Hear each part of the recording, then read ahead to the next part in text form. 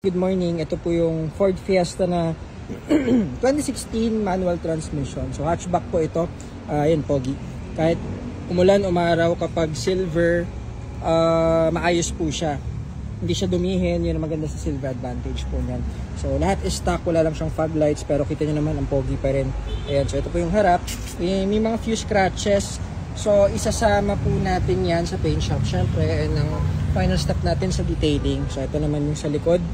Ayan, so all stock, pati yung gulong. So 2016 model po ito, medyo modelo po ito, ma'am. Ayan, so ayan. Yung mga ito may gas-gas dito. So kasama po yan, ipapa-retouch natin yan, papaayos po natin yan yung paint. So wala lang yung susi, ma'am, pero pakita ko sa inyo yung loob. Stock din po yan, color black lahat. Tapos ayan, nakita nyo naman dito. So ayan po yung loob, may mga seat cover, papatanggal po natin yan. Ayan, manual transmission. So stock naman po yan, wala namang mga any signs of mga ayos lahat, yung mga plastic niya and everything sa mga ano. So ayan, ito po yung unit, at least may overview kayo. 2016 model, papapaint natin lahat yan and detailing.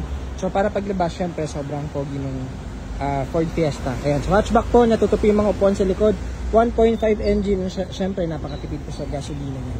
So ayan, thank you po and good morning, salamat.